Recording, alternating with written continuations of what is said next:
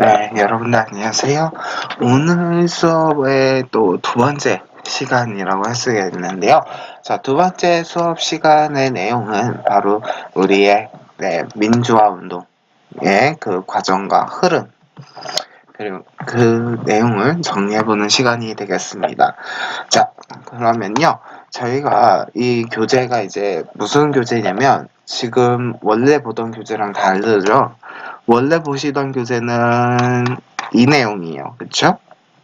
제가 드리고 지난 수업부터 계속 사용했던 교재가 바로 이 내용이고 민주주의의 그 실현과 발전이라 해서 이 내용 가지고 설명을 할까라고 하다가 이게 좀 내용이 좀 글이 좀 많아요. 글로 정리되는 부분 좀 많아서 제가 이번 수업 내용들 6.25 전쟁 같은 경우도 그 지도랑 이런 것들을 비교해 봤을 때 다른 교재가 좀 더 좋겠다라고 생각이 들어서 작년 수능 특강 이죠. EBS 수능 특강 교재를 가지고 설명을 드렸어요. 그리고 문제 푸는 건 당연히 우리 본 교재를 사용할 거고요.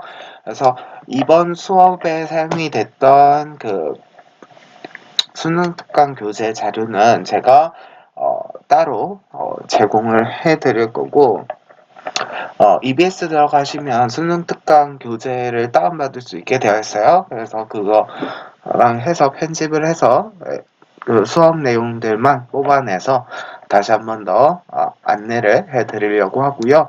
수업 자료가 살짝 바뀌어서 계속 6.25 전쟁부터 뭐지? 왜 교재에 없는 내용이지? 라고 생각하실 텐데 그 내용들을 이제 정리를 해서 다시 한번 자료를 드리도록 할 겁니다. 걱정 안 하셔도 될 것 같고요. 자, 그러면은 제가 이제 해명 아닌 해명을 했어요. 그래서 이승만 정부부터 시작을 한다라고 보시면 돼요. 그래서 왜냐 초대 정부, 초대 대통령이기 때문에 이승만 정부 내용부터 들어가 보도록 하겠습니다. 자, 이승만 정부는 시작은 이제 1950년부터 시작점이라고 보시면 되겠는데요. 바로 우리가 제헌국회 얘기를 하지 않았습니까? 그렇죠? 제헌국회가 48년 5월 10일 5월 50 총선거를 통해서 제헌국회 의원들이 선출이 되고 이 의회의 사람들이 이 제헌국회에 때 이제 제헌헌법이 제정이 되죠. 그 과정 속에서 이제 대통령 중심제로 우리가 선거를 치르고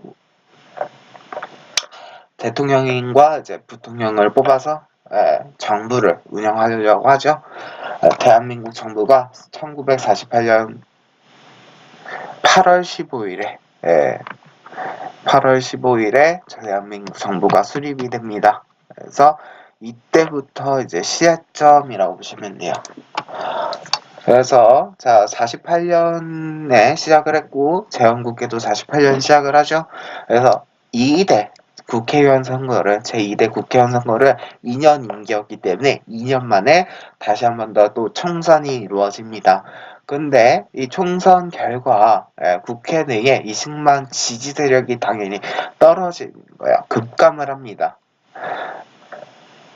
그러다 보니까 국회에서 선거를 통해서 대통령이 돼야 되는데 이승만 지지 세력이 없으니 이승만이 대통령이 될 수가 있겠습니까? 그렇죠? 없어요. 그래서 이승만 정부는요. 자, 이게 이제 전쟁 과정 속 아니겠어요? 그렇죠? 전쟁 과정 속에서 내가 대통령이 되기 위해서 뭘 해야 될까? 그래서 자 부산으로 임시 수도가 부산이 되었기 때문에 이 자유당이라는 당을 창당을 해요. 당을 하나 만드는 거죠. 자신을 지지해줄 당을 만들어요. 자유당이라고 할 수 있는 네요. 당명이 자유당이에요. 그래서 자유당을 만들어가지고 그 자유당을 만들어서 지금 전쟁 과정 속이니까 국가가 위기인 상황이죠. 그래서 이 위기인 상황을 극복하기 위해서 계엄령을 선포합니다. 그래서 위기니까 위험한 상황이니까 국가가 모든 군대가 통치를 해도 무방한 계엄령을 선포하고 거의 이제 계엄령을 선포했다라는 얘기는 대통령의 모든 권한이 집중이 된다라는 겁니다. 그래서 뭘 해도 무방한 상태다라고 보시면 돼요. 그래서 야당 국회의원들 자신의 말에 거역을 할 수 있는 그리고 자신의 말에 비판적인 발언을 할 수 있는 야당 국회의원들 다 연행해 가고요. 대통령 직선제 그러니까 주요한 내용들을 개헌을 하는 이런 모습들을 바꿉니다. 그래서 자신이 필요한 헌법 내용들만 뽑아내서 새로운 헌법 개헌을 이루어냅니다. 그게 바로 뭐다? 발췌 개헌이에요. 말 그대로 발췌했다라는 겁니다. 그래서 헌법 내용을 뜯어 고친 거예요. 필요한 부분만 쏙쏙 뽑아내서 뜯어 고쳐서 결과 두 번째 제2대 대통령이 당선이 됩니다. 그 다음에 헌법 내용에 따르면 그 다음 대통령이 될 수가 또 없죠.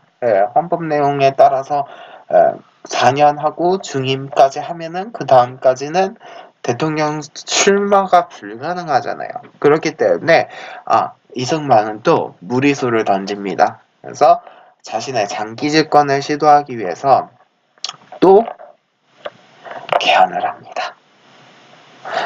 개헌을 하는데요. 4.4.5.2 개헌이라요. 참 어이없는 개헌인데요.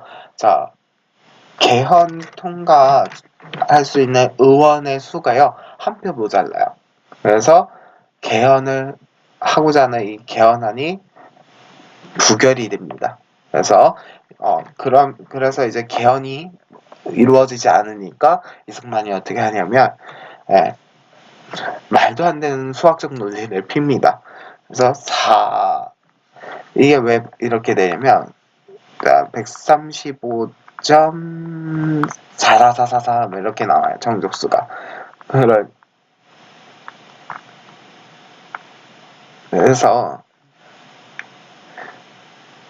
아마 제가 정확하게 기억하는지 모르겠는데 135.4가 444인가 이렇게 나와가지고 말도 안 되는 자신과 친한 수학자 한 명을 데려와가지고 소수점 이하의 4는 원래 이제 반올림하면 버리니까 135여야 되죠. 근데 136표가 나와야 되나? 그랬을 거야 아마.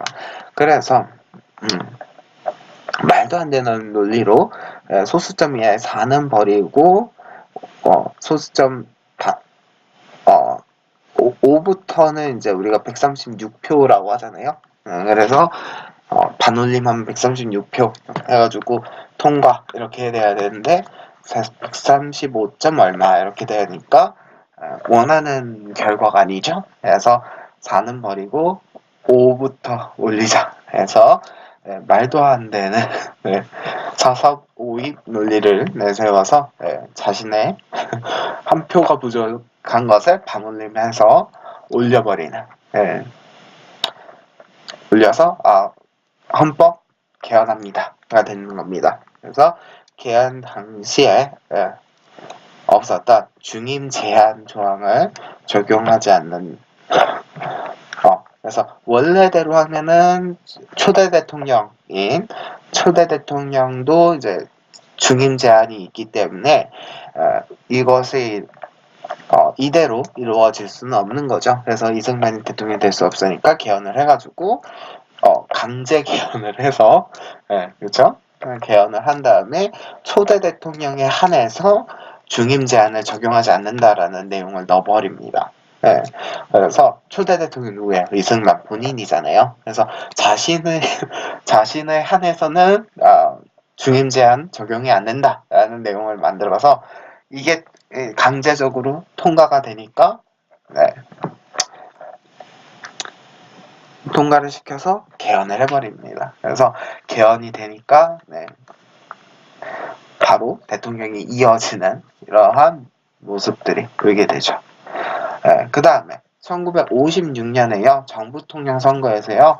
무소속인 조봉암이 표를 많이 얻게 되고 민주당의 장면이 부통령에 당선이 됩니다. 그러다 보니까 이승만이요. 반공이라서 애사람 공산당이고 공산당 우리가 밀어주면 되겠냐 해가지고 조봉암과 관련 조봉암 등 이런 진보 세력들을 탄압을 합니다. 그게 이제 진보당 사건이라는 어마무시한 사건이죠. 그래서 정부의 비판적인 경향신문 이런 것들 폐간하면서 독재의 길을 더욱더 걷게 됩니다. 자, 그 다음에 가장 중요한 사건이라고 할 수 있는 4.19 혁명 내용을 할 수가 있겠는데요. 자, 1960년에 정부통령 선거 전에요. 야당 대통령 후보가 갑작스럽게 사망을 합니다. 그러면서 당연히 후보자가 죽었기 때문에 이승만의 당선은 거의 확실시되는 것이죠. 그래서 이승만이 어쨌든 대통령이 되는데 그러면은 이 선거의 관점은 어디가 돼요? 부통령 선거입니다. 부통령이 이승만 쪽이 부통령이 되지 않고 야당 후보가 부통령이 되면 어떻게 돼요? 늘상 싸우겠죠. 그래서 이승만은요 자신의 부하였던 이기붕을 당선시키기 위해서요 3월 15일에 있었던 이 선거를요 투표 조작을 합니다. 그래서 막 투표함에 한 100명이 있어야 100명이 투표를 해야 된다라고 하면은 미리 한 60% 70%를 채워요. 그래서 60명 70명 표를 채워놓고 나머지 40명분만 나와야 되는데 근데 막상 선거하고 나면은 100명 200표가 만들어지는 거죠. 그러면은 이제 표가 너무 많이 나오니까 이렇게 싹 표수를 이렇게 제거를 해가지고 100% 투표해가지고 자신의 표가 이미 많이 나온 것처럼 이근붕의 표가 많이 나온 것처럼 조작을 한다든지 이런 부정선거들이 저지릅니다. 그래서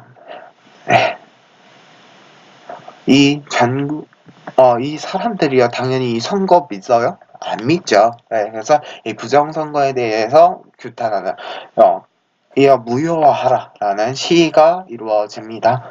그래서 마산에서 시위가 크게 이루어져요. 부산과 마산에서 크게 시위가 이루어지는데요. 이 시위 과정 속에서 어느 날 갑자기 학생 한 분이 사라지는데요. 그 김주열 열사였죠. 그래서 김주열 열사가 사라졌는데 이 김주열 학생의 시신이 발견이 됩니다. 발견이 되고 이를 본 사람들이요 신문에서 이제 이 일에 대해서 보도가 이루어지겠죠. 그러다 보니까 신문을 읽고 전국의 모든 사람들이 전국적으로 이거 너무 위험한 일이고 선거가 잘못됐고 이거 막아야 된다. 그래서 전국적으로 시위가 확산이 됩니다. 그리고 과정 속에서요. 고려대 학생들은 시위 후에 돌아가는데 피습을 당한다든지 이런 일들이 이루어지기도 하고요. 시위대는요 경찰이요 시위대에게 총을 쏴요. 발포를 하고 그러면서 당연히 사상자들이 발생을 하고요. 이승만은요 우리나라가 또 다시 위급 상황이다, 위험한 상황이다 라고 해서 비상계엄령을 선포합니다. 4월 19일에 비상계엄령을 선포하고요. 대학 교수단은요 이 말도 안 되는 일이다, 우리는 나라를 또 빼앗긴 게 아니라 이건 망하는 나라가 망해간다. 그래서 시국선언을 합니다. 그래서 우리 수업 안 하고 대학 교수들도 이 시위대에 참여를 하고 전개하죠. 그래서 이 시위가 너무나 커지니까 더 이상 막을 길이 없는 겁니다. 막을 길이 없어서요. 이승만 대통령이요.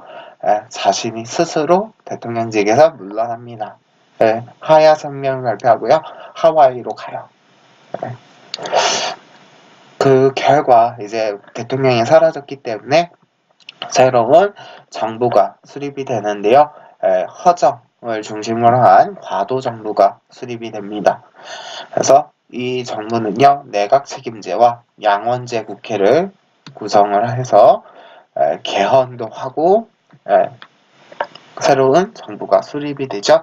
그래서 이렇게 끝내 이제 새로운 정부가 성립이 돼서 유지가 될 줄 알았는데 어떠한 일들이 벌어지게 되냐면 이제 그 이후의 상황을 또 얘기를 해보도록 하죠. 자, 그래서요, 새 헌법을 치러서 새 헌법에 따라서 총선을 치르는데요, 민주당이 승리를 합니다. 그래서 국회에서 대통령으로 윤보선을 선출하고요, 윤보선이 지명한 장면이 국회에 동의를 얻어서 국무총리로 취임을 합니다. 그래서 정부 규제 완화라든지 경제개발 계획을 마련을 했다라고 보시면 되겠습니다. 그래서 장면 정부가 시작이 됐어요. 그러고 이렇게 잘 끝까지 이루어질 수 계속적으로 이제 또 다른 이제 정부가 형성이 됐기 때문에 쭉 평화롭게 이어지나라고 생각을 했더니 박정희를 중심으로 한 일부 군인들이요 정변을 일으켜서 정권을 장악합니다. 이들은요 그래서 군사인 거죠. 군인들이 정치를 하는 군정이 다시 실시가 돼요. 그래서 이 박정희는요 자신의 권력 유지를 위해서 국가 재건 최고회의를 설치를 하고요. 이들은요 옛날 정치인들은 활동을 금지하고 부패한 공직자를 처벌하고 또한 자신의 권력 유지를 위한 중앙정보부를 설치합니다. 그리고 장면 정부에서 이어왔던 경제 5개년 계획을 추진을 하죠. 그래서 이것 때문에 박정희 대통령이 이제 경제를 살린 대통령이다라고 일부 학계에서는 그렇게 얘기는 하지만 사실 5개년 경제개발 5개년 계획은 이전에 장면 정부에서 이미 시행이 되고 있었던 거 이어받은 거에 불과합니다. 그리고 그러다 보니까 사실상은 박정희 정부가 경제를 살렸다라고 얘기하기는 뭐예요? 누가 들어와도 이건 살릴 수 있는 경제였거든요. 자, 그리고 박정희 역시 독재를 하기 위해서 자신의 이제 정치 생명을 유지하기 위한 것이죠.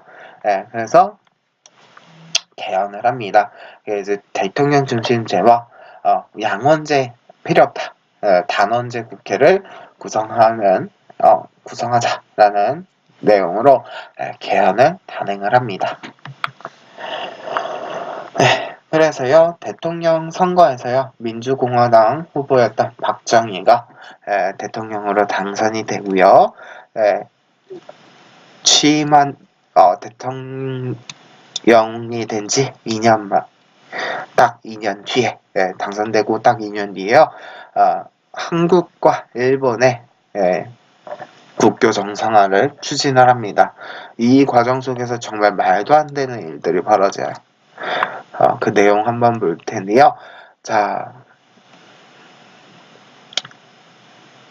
일단 한미일 안보체제 강화를 위해서요. 미국이 우리와 한국과 일본 간의 국교 정상화를 요구를 합니다.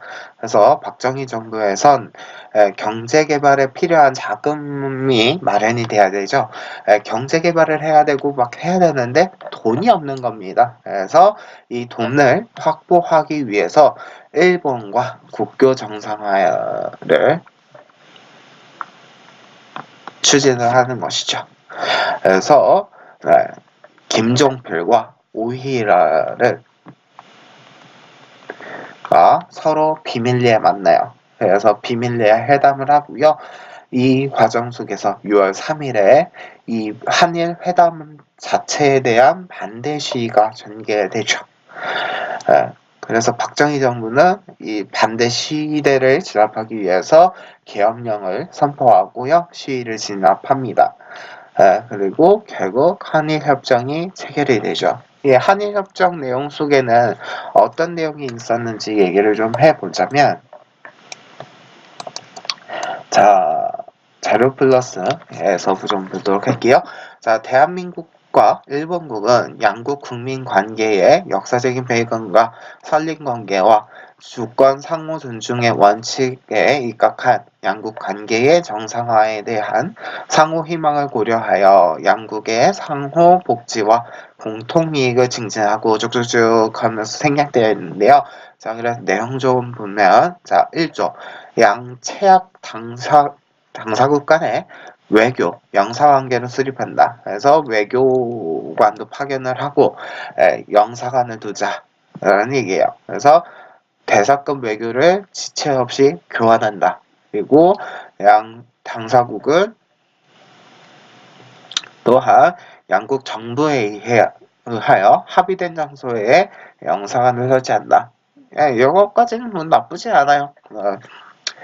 우리가 이제 영사관을 두고 대사관을 두는 것처럼 영사관을 다시 설치한다라는 얘기고, 근데 문제는 이거죠. 자, 1910년 8월 22일 및 그 이전에 대한제국과 대일본 제국 간에 체결된 모든 조약 그리고 협정 이것이 무효임을 확인한다. 말도 안 되는 얘기 아닙니까? 그러면은 우리가 일본이 체결을 했던 을사조약 내용 그쵸. 그 앞선 모든 조약들 내용, 그 당시에 맺었던 협정, 우리는 관계가 가져진 적이 없는데 이걸 무효다라고 확인하고 한다라는 거는 돈을 받기 그쵸. 그러면 그렇게 해서 빼앗아 갔던 것들을 그러면서 피해를 줘놓고 이거 다 무효다라는 내용이잖아요. 그리고요 이 협정 내용 속에는 지금 안 들어가 있지만 이 당시에 경제개발 추진 비용으로 자금을 확보를 할 수 있어요. 그러나 이 확보하면서 위안부 문제, 징용 문제, 이와 관련한 배상금 지불과 관련한 거, 그 돈으로 줬기 때문에 우리는 지불하지 않아도 된다라는 그런 확약을 받습니다. 그렇기 때문에 우리 일본 정부는 더욱더 이 협정 내용을 가지고 아직까지도 우리가 사과하지 않아도 된다라는 논리를 피고 있고 배상금 지불을 하지 않고 있죠. 그래서 우리 정부에서는 지금 그 내용을 무효화하는 것을 이제 외교부에서 작년이었던가요? 그래서 그런 무효화한다라는 선언을 했고 이제 또 판결도 지금 나오고 있죠. 근데 이거 가지고 아직까지도 우기고 있는 겁니다. 그래서 이 당시에 돈을 받지 말았어야 돼요. 그래서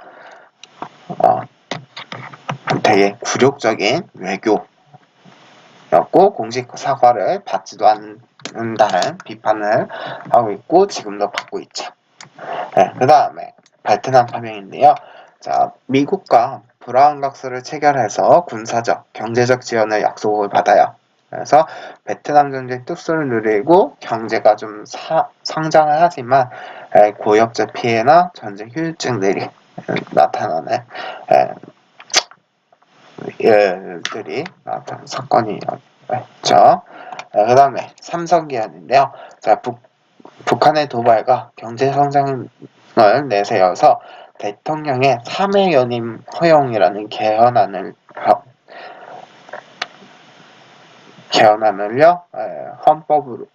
법을 통과시켜요. 편법으로 통과시키고요.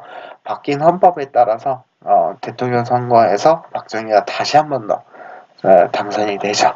그래서 3회 연임이 가능했기 때문에 당선 이후에 3회 더 연임이 이루어집니다. 그 다음에 유신체제인데요. 자, 유신체제는 어떻게 해서 성립이 되는가? 그래서 닉슨 독트린의 발표 이후에 냉전체제가 완화되고 경제 침체로 국민들의 불만이 더욱더 커집니다. 그래서 이 불만, 이걸 또 잠재우기 위해서 비상계엄령을 선포하고요. 국회를 완전히 그냥 해산시켜버려요. 그래서 비상국무회의에서 헌법 개정안을 공고함으로써 국민투표로 공고하고 이제 국민투표를 확정해요. 그래서 국회가 없어졌기 때문에 자신의 권력 유지를 위해서 바로 통일주체 국민회의를 통해서 회의라는 걸 체육관에서 열죠. 그래서 박정희를 대통령으로 선출을 하고요. 이 과정 속에서 헌법 내용이 다시 고쳐지는데요. 대통령 간선제를 추진합니다. 근데 어디서? 자신을 지지하는 통일주체 국민회의에서 선거를 열게 되고요. 임기는 6년으로 된 대통령을 선출합니다. 그리고 대통령 중임 제한 조항이 당연히 삭제돼요. 그래서 중임 제한할 필요가 뭐가 있어요? 6년 그렇죠? 대통령 중임 제한 조항이 삭제가 되면서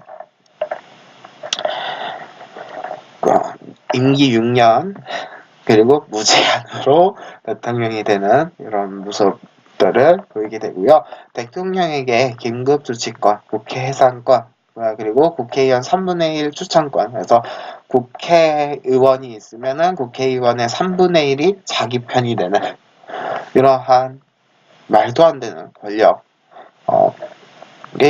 들어가게 되는 것이죠. 그래서 긴급조치권이 뭐가 있는?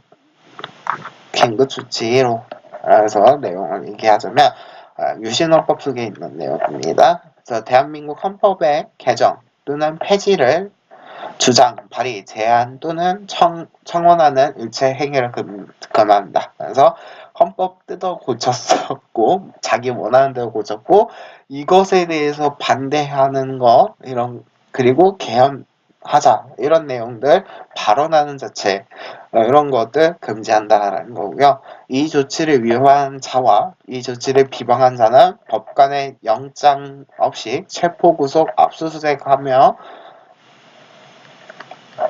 15년 이하의 징역에 처한다. 그러니까 자신의 만든 이 유신헌법에 대해서 폐지를 주장하고 청원하는 일체 행위를 금지하고 금지했다라는 걸 통해서 하나의 이제 국민의 기본권은 제한이 되었고요.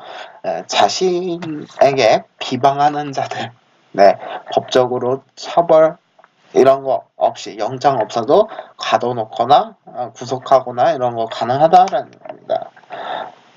그래서 당연히 사람들이 좋아하겠습니까? 싫어하죠. 그래서 유신 체제에 대해서 저항을 하는데요. 개헌을 위한 서명운동, 유신 반대 시위가 더욱더 커져 나갑니다. 그래서 박정희 정부는 긴급조치를 통해서 유신 체제에 대한 반대를 금지시켜버려요.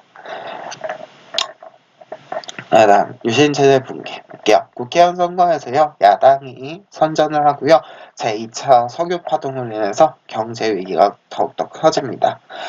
그리고 YH 무역 사건에 대해서 항의하던 김영삼이 국회의원직에서 제명이 되면서 부산, 마산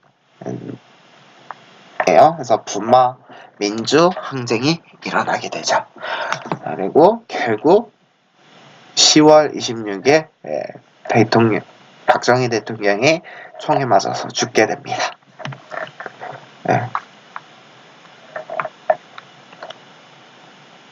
자, 그래서 대통령이 죽었죠. 그러니까 이제 새로운 대통령 선거하고 그래야 되는데 그 와중에 또 다른 군부 세력들이 등장을 합니다. 바로 이제 신군부 세력이라고 할 수 있겠죠. 자, 12.12 사태에서요. 전두환을 중심으로 한 새로운 군부 세력들, 신군부 세력들이요, 군사권을 장악을 하고요. 자, 서울의 봄이라는데, 자, 시민들과 학생들이요, 이 신군부들이 물러나라. 그리고 유신 헌법 폐지해라 라는 요구를 하면서 대규모 시위가 전개됩니다. 그러나 이 전두환을 중심으로 한 이 신군부 세력들 당연히 비상계엄령을 전국으로 확대시켜버리죠. 자, 그 다음 5.18 민주화운동 보도록 하겠습니다. 자, 5.18 민주화운동. 자, 그래서 광주의 학생들과 시민들이요, 신군부의 퇴진과 계엄령 철회를 요구하면서 시위를 전개하죠. 그래서 계엄군의 발포와 폭력적인 진압, 그리고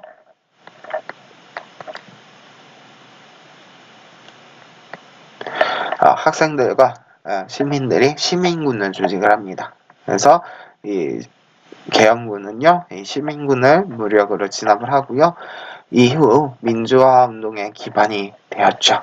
그리고 지금 5.18 민주화 운동의 기록물은요, 세계문화유산으로 등재되어 있어요. 그래서 이것도 조금 기억을 해주시고, 자, 그 다음에 전두환 정부 보겠습니다. 자, 신군부가요, 보위 비상위원회에서 국보위라고 하는데, 국가보위 비상위원회를 설치해서요, 설치하고요. 통일 주체 국민회의를 통해서 전두환을 대통령으로 선출을 합니다. 그래서 이 당시 대통령은 7년 단임의 대통령으로서 대통령 선거인단에서 선출하는 것을 주요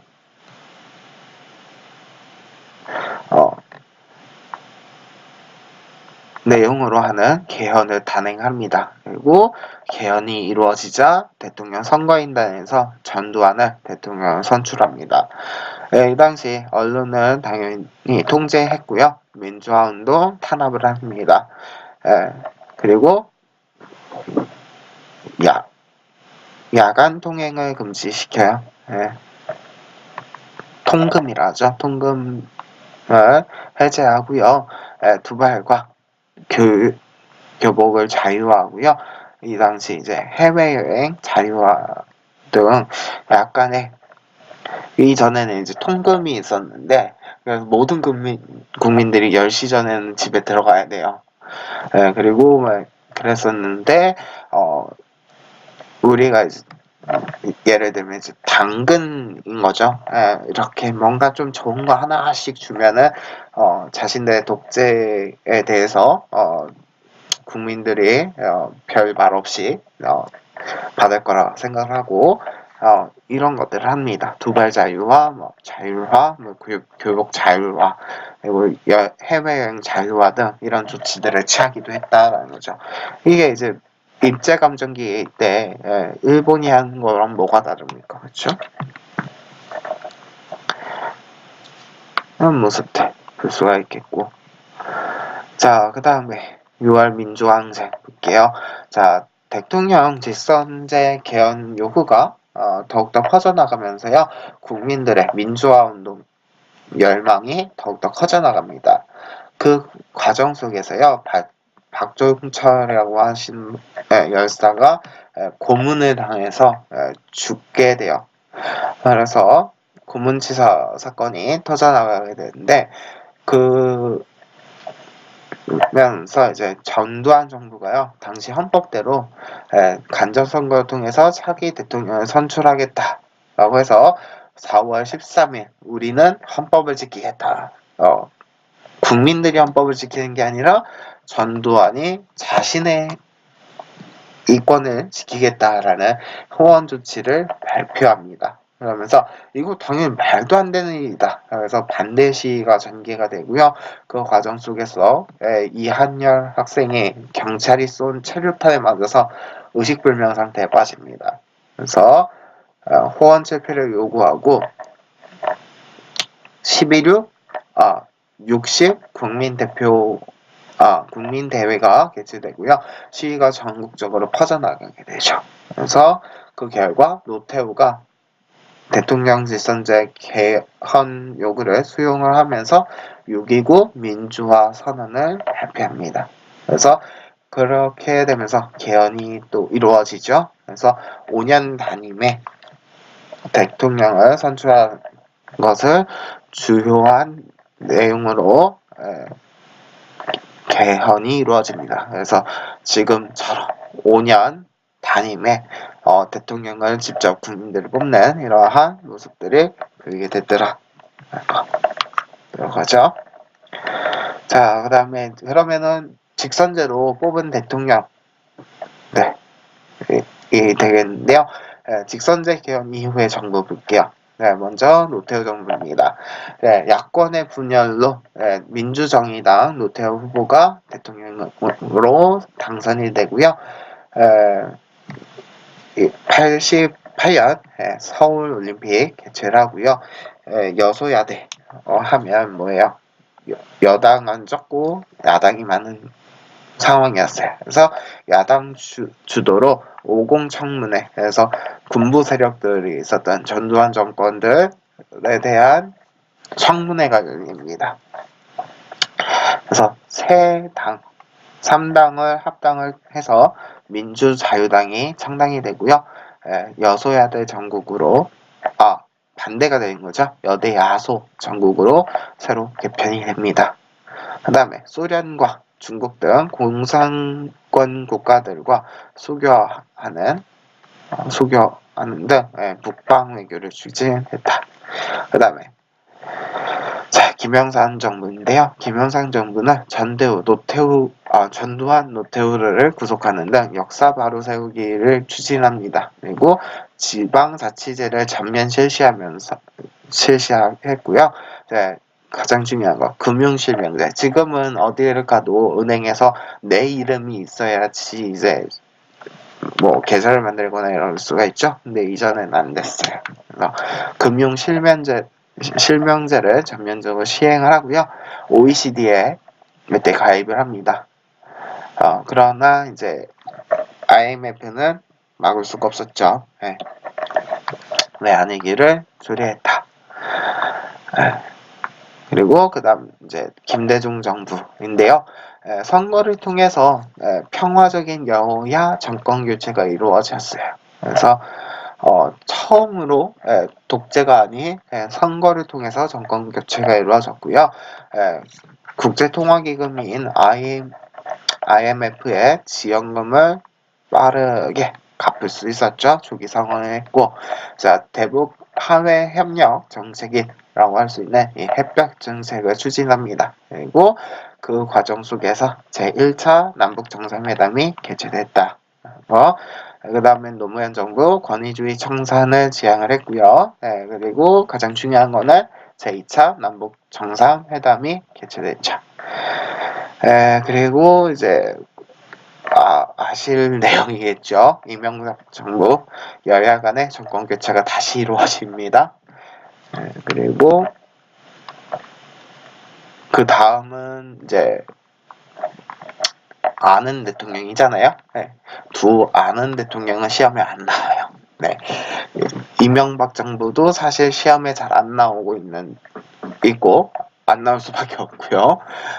그리고 이제 제일 끝선은 제일 최대 마지노선은 노무현 정부예요. 그래서 노무현 정부까지만 이제 가장 시험에 잘 나오고 남북 정상회담 때문에 시험에 잘 나오고 이 이후는 기억 하나만 합니다. 가장 최근 일들이기 때문에 시험에 나올 수가 없어요. 그래서도 내는 순간 또 논란이 생길 수 있기 때문에 안 나와요. 이렇게 보시면 되겠고요. 이 흐름 기억을 하시면 되겠습니다.